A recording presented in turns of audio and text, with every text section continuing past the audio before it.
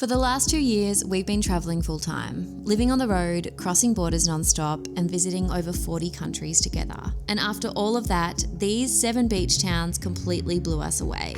We're talking about a tiny surf cove in Sri Lanka that feels like a secret, a volcanic island in the Atlantic where cliffs crash into turquoise water, a freediving town on the Red Sea that feels like Bali meets the Middle East, Greek beaches that rival the Maldives without the price tag. These are the beach towns that delivered the biggest wow moments on our entire journey, and the ones we'd book again in a heartbeat. Number 1, we are heading straight to a small island in the Philippines called Siargao. This place is absolute paradise. It is becoming very, very, very popular with the digital nomad scene. So well known for surfing. There's amazing cafes everywhere. It's got beautiful nature. Everyone as well, you might have seen it on TikTok or Instagram. It's that famous street with like all the palm trees and then everyone is longboarding down the road.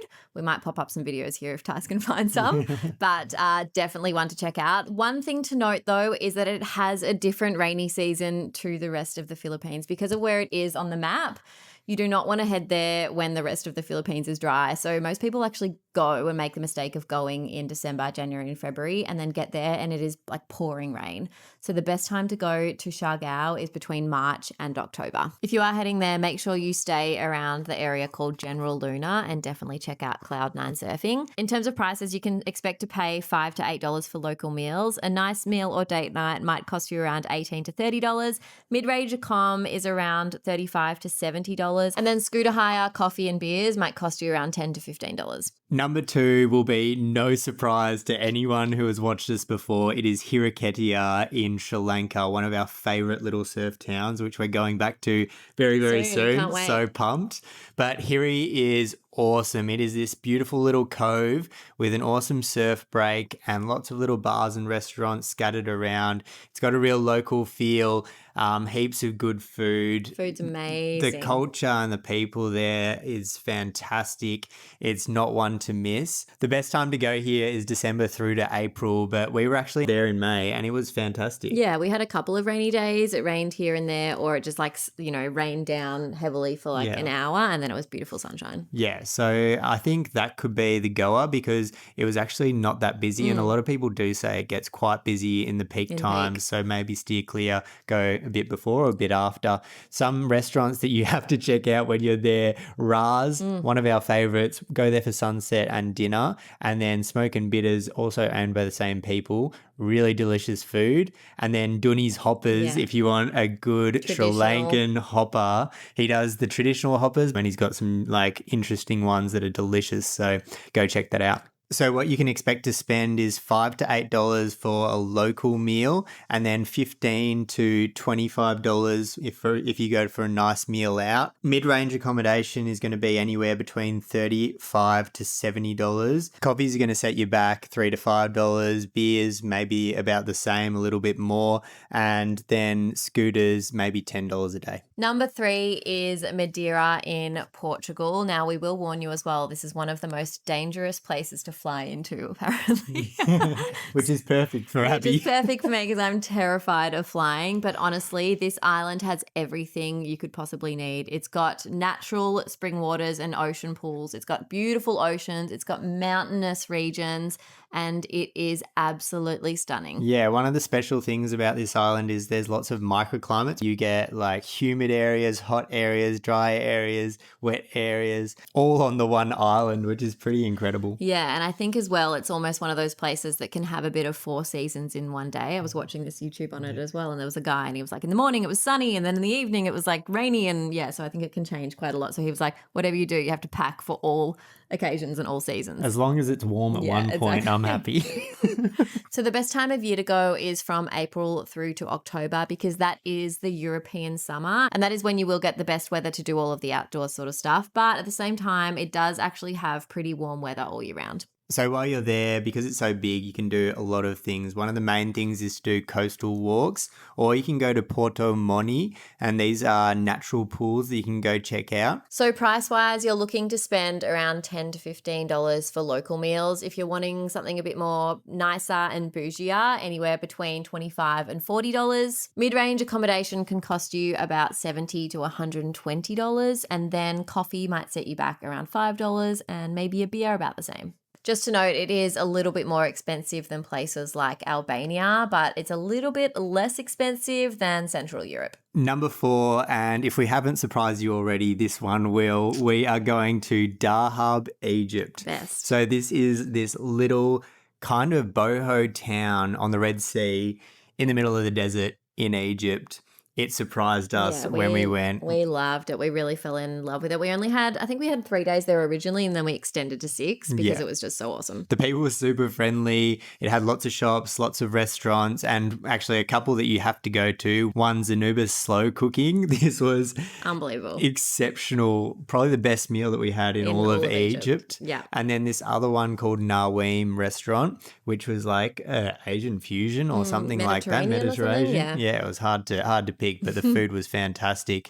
But yeah, Dahab is famous because it has the Blue Hole, which is this really deep hole surrounded by beautiful coral reef, and lots of people do a lot of free diving and scuba diving down there. In fact, it's one of the most popular free diving places in the world. And so that's what attracts most of the people. The best time to come here is October through to April. The costs are very reasonable. You can expect to pay $3 to $5 for a local meal, $10 to $18 for a nice meal out. Mid-range accommodation is crazy, like $25 to $40 a night. And we had a 3-bedroom place and we only paid $70 a night, which was absolutely awesome. Wild, and it was an epic place. And then finally, your drinks and eating is only going to cost you about $10 to $15 per day. Number 5 is one of our favorite, actually it's my favorite Greek island in all of time, is Lefkada. If you have not been to the Ionian Islands, absolutely add this to your list. Lefkada is fantastic. It has the most crystal blue. It's not even crystal blue. It's like murky kind of blue, but it's electric. That's blue. The word. Yeah, electric blue water. We were blown away. The beaches are fantastic. Yeah. It's actually attached to the mainland of Athens, or not of Athens. It's actually attached to the mainland of Greece as well, which is great because you can drive there if you don't want to catch ferries. It's about a 4-hour drive from Athens, and we loved it. It's got this perfect mix between bougie and authentic. Yeah. And yeah, some places to check out are Rachi, the best. It's honestly so yummy. Their moussaka is like modern Greek food, and their moussaka was awesome. It had like fried bits on the top. Yeah, so yum. And then Fly Me to the Moon is like next door. It's kind of a bar, and you can see people paragliding off into the distance. That was pretty epic. Yeah, Lefkada is honestly the best island. We absolutely loved it, and you have to add that to your list. And also if you do feel like driving off onto the mainland, you can go to Nico's Tavern. Yeah, Nico's Taverna, and they do meat there. Really yummy. And you actually drive off through a boat. So there's a boat that like connects the mainland to Lefkada. Yeah, so weird. Yeah, so weird, but so good. The best time of year to go is from May through to about early October. We were there at the end of September and it was perfect. Yeah. Peak time though, like June, July, August, very busy, very hot, but also like a fantastic time to go. We would actually recommend probably going in the shoulder months, so May and then late September to early October, because you're still going to get that beautiful weather, but with less crowds. Price-wise, you're looking to spend around $10 to $15 for a local meal. If you want something a bit more bougier, you have the option of so many nice bougie restaurants, but that might set you back around $25 to $40 a meal. Mid-range accommodation is probably from $70 to about $150 a night. And then drinks are anywhere between $7 to $15 each. Number 6, we're going to Nasara or Santa Teresa in Costa Rica. So good. So good. We went there early on in our travels and we had such a blast. It was beautiful little surf towns, especially both of these are beautiful surf towns. Nasara is a little quieter, a little smaller. Santa Teresa, much busier, bigger stretch of beach. Both have really nice surf. Santa Teresa obviously better surf because it's a big stretch of beach, and the waves seem to be more consistent. Also, the sunsets there were phenomenal, incredible, so good. Yeah. We actually filmed our first YouTube ever in Nasara. So we might actually link that below because we weren't really documenting anything at that time. And that was the first thing we did. And it was the only video we created for another 10 months. Yeah. So go and watch that because it's very raw. It's very like unplanned and it's kind of like our first ever video. So it's quite funny to watch, but you can still see how beautiful Nasara is. We absolutely loved it. So the best time to go check Nasara or Santa Teresa out is December through to April. You're going to get the best weather.